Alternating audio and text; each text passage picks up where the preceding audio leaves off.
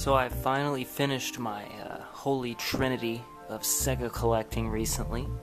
A couple days ago, I got this here Sega CD, and I couldn't be more excited. I just wanted to do a quick little talk about, because it's taking me a little bit longer to edit my other review than I thought it would. So I figured I'd make a nice little filler episode. What you see before you is the wonderful Sega CD. It's a CD-based add-on for the Sega Genesis, which at this point in the 90s was kind of beginning to dwindle a little bit. So Sega began to push out add-ons for the Sega Genesis. In preparation, before the Sega Saturn came out, they released the 32X and the Sega CD, both of which failed miserably. But that's not to say that they are without merit, because in my opinion, they are absolutely wonderful. If you can look past the weird Frankenstein life support, aesthetic that you get from this, then you can really come to find that there's a lot to enjoy with the Sega CD and the 32X. But I'm not here to talk about the 32X, I'm here to talk about the Sega CD.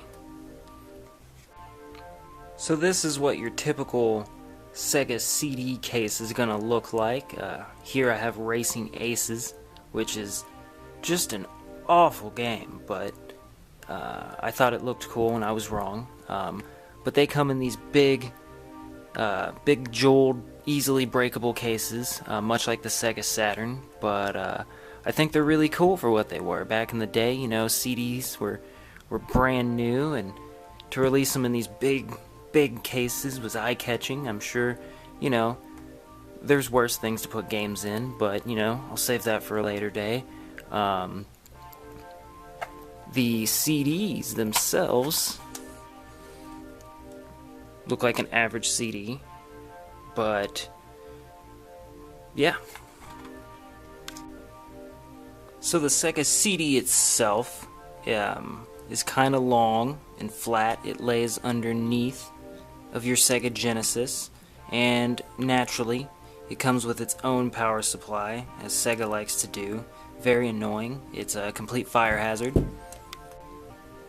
But that's old news. These things are notorious for having those stupid, gigantic fire hazard boxes, so, it is what it is. It's been beaten to death. You got your spot for your CDs, your wonderful full-motion video games, which this system and other ones in the 90s were very notorious for having. And if you're not aware of what full-motion video games are, trust me, we'll get to that at a later point as well, because, man, they're something else. And imagine watching a movie, but a really shitty movie, and then being told you get to control the movie, but you don't.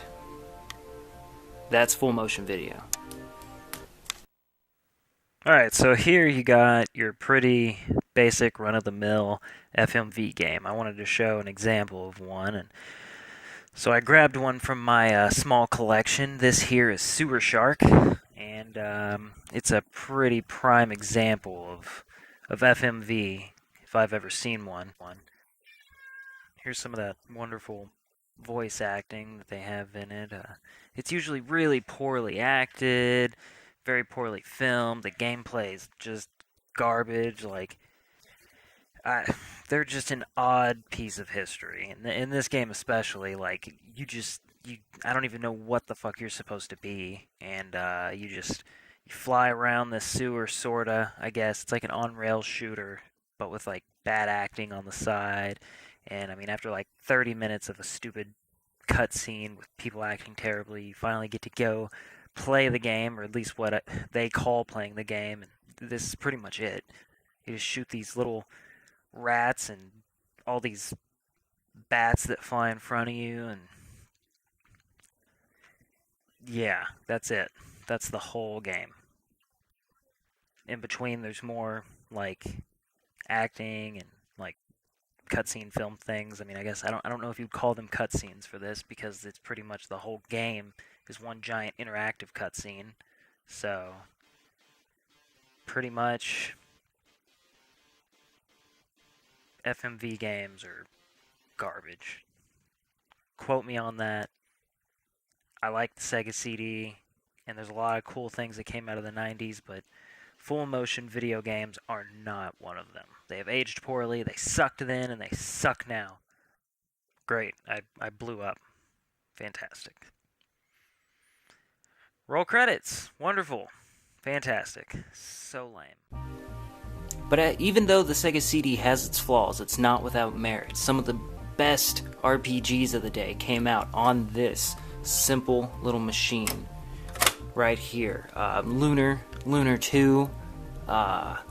There's just so many. I mean, the Sega CD really does have some gems if you're willing to take the time and look past all the shitty full motion video games. I mean, Snatcher is a wonderful game. If you love Metal Gear and Hideo Kojima, Snatcher's an awesome game to play. Expensive as hell, but, you know, brings up another positive point.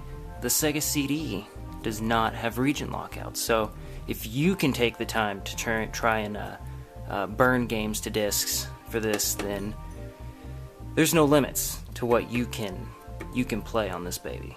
But, you know, it's really hard, and it's stealing. So don't steal. Don't take away from Sega.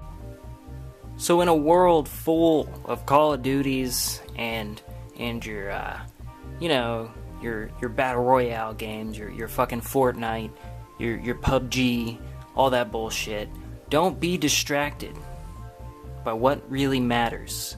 If you catch yourself at a flea market or at a friend's house, because only cool friends have these, and you get a chance to get a Sega CD, I recommend you do it, because if not, you'll be left in the dust.